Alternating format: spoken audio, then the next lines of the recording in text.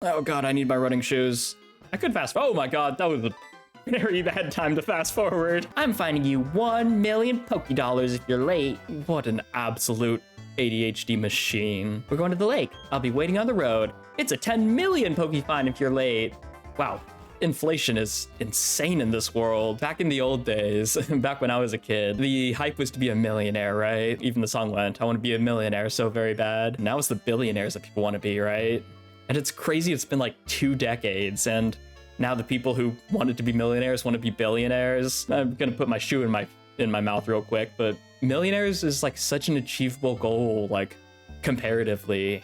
Now the unachievable, ridiculously rich thing is to be a billionaire, which is so crazy. And it's also unfortunate because the goalpost has moved, but society hasn't really moved with it, has it? Even though there are so many more millionaires now than there used to be, the actual wealth of the population hasn't really increased that much, has it? Technically they have because of inflation, everyone makes a little bit more money and spends a little bit more, but it's not really as much as you'd expect it to be. If only it were because being a millionaire still was valuable and not because of the devaluation of money. Millionaires are still living pretty freaking comfortably, right? Like, there's no millionaire who is like just barely getting by in the middle class. And still, you've succeeded in life if you're a millionaire. Realistically, you're living about the same like ridiculous success that a millionaire would back in the 2000s, even if things cost a little bit more. Like, things don't cost nearly enough more to make millionaire any less comfortable of lifestyle, right? It's just there's so much more money flowing through the system now that a lot more people can become billionaires and almost even trillionaires, right? I wish I could go instead. I'm just joking, dear. When you're exposed to new things and experience new sensations,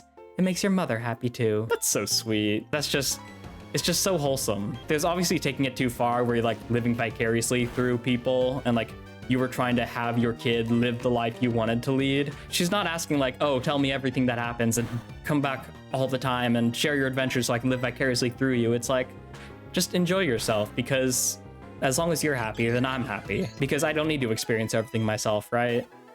I didn't raise you so that I could have a little mini me. I raised you so that you could go out and experience the world. So you doing that in and of itself makes me happy. That's great. It's a very mature way of thinking. You can say that, but to actually like believe and be okay with that, I guess that's the definition for a good mom. Yeah, exactly. And that's not to say like, if you're not able to say that, or if you don't feel that way, you're a bad mom, right? Because one of the problems and the most difficult things about freaking living, about existence, is that it's never that simple.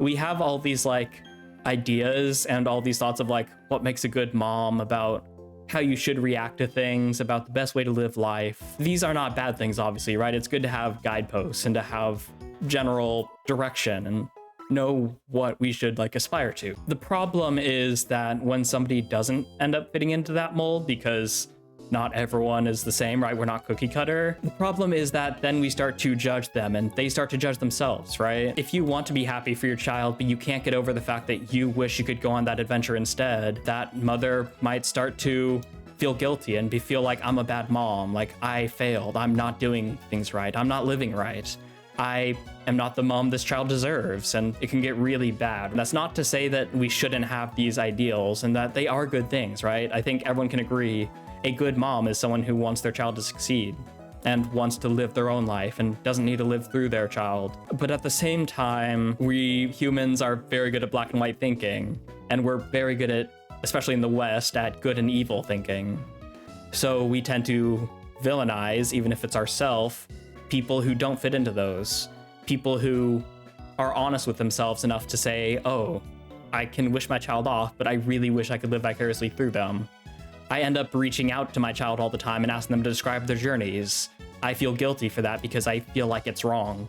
I should just be happy letting them live their life, but I can't let go of this idea that I want to live through their journey. They're living my dream. And that doesn't make you bad, right? That just makes you self-aware. A lot of people feel that way because a lot of people see their child really succeed, right? And again, you can hold two ideas at once. Both can be true. You can be happy to see your child succeed and also feel a little guilty, right?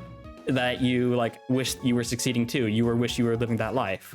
Both can be true, and often both are true. And if you acknowledge it, that doesn't make you a bad mom. That makes you self-aware. And I think it's always better to be self-aware than ignorant, because if you're self-aware, you can actually target that and you can actually consciously address those thoughts and acknowledge them and then deal with them, move on from them, right? Let them pass by.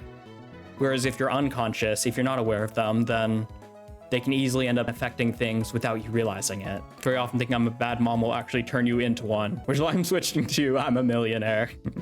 Yeah, exactly. Manifestation, right? And a lot of people joke and say like manifestation, well, it isn't like a real thing.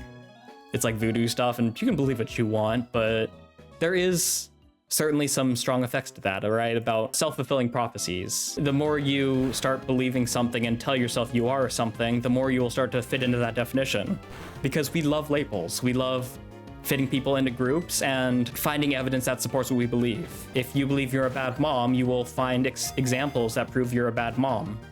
And you will start to become it, basically, because you become filled with that idea. Especially if you're unaware of it, right? The more aware of it you are, the better able and better equipped you are to ensure that it does not become self-fulfilling. Manifestation can be read from an esoteric perspective and a psychological perspective.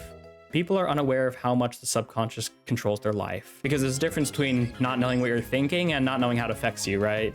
You don't have to know exactly what you're thinking subconsciously to know how it's affecting your life. Well, you can't really control the former. You can't really learn what you don't know you're thinking, because definitionally you don't know about it, but you can learn how those things can affect your life, and you can learn how to think about what you're doing in life, and like if your actions are guided by your beliefs, and if you're doing something that isn't really guided by your beliefs and you don't really know why you're doing something, then it's probably your subconscious in a lot of ways, right? The less you understand why you're doing what you're doing, the more of an impact your subconscious is playing on your life, which is why you should always try to think about how your subconscious could be playing a part in your life, what could be happening on the inside that you're not aware of. And always be open, right? That's the most important thing. Being open-minded to what you believe and what's happening inside. It's that open-mindedness, like if you're in an argument and someone's like, you're acting like this, and you want to be defensive, right? You want to say, no, I'm not like this. But you want to be open to those things because there's a good chance that they're seeing something that's subconscious, and some known got really close to dying there. But yeah, that's why being open-minded is the most important thing. People overestimate how well they know themselves, right? And how well explained their actions are. And they don't realize that for the most part, your actions are not actually guided by logic. Everyone's actions are guided by emotion and then justified by logic afterwards. And that's a hard truth that a lot of people aren't willing to accept, but it's just kind of true. Hence one of my favorite quotes ever. If you don't make the unconscious conscious, it will control your life and you will call it fate. If you do make the unconscious conscious, then you get to control your life and your fate, right? That's how you take control of your fate, is by taking control of your life and making the unconscious conscious and being aware of those things. And I think that's pretty darn cool. I try to understand myself and control my actions and intentions through logic all the time, and I'm still all the time surprising myself over certain choices. We try to control our actions and justify them and give reasons for them, but the more you think about what you actually do and what choices you make, the more you realize that the vast majority of your choices are made for an emotional reason, and then you justify it afterwards, right? That's kind of how our brains work. We live off vibes, and then after the fact we go, oh, why did I actually do that? Oh, it's because X, Y, and Z. And it feels uncomfortable to say, but it's kind of true. Try to understand myself over certain choices. I know most people don't even try, so sometimes it feels like the collective unconscious is a giant god that controls everyone. The collective unconscious. A lot of people see it manifest in things like political elections, right? Like it seems like most people make a choice that seems kind of obviously wrong. And I think most people at some point will think that, because especially in America, we're divided 50-50. So there's like a 50% chance you're going to think most of the people around you who voted were crazy.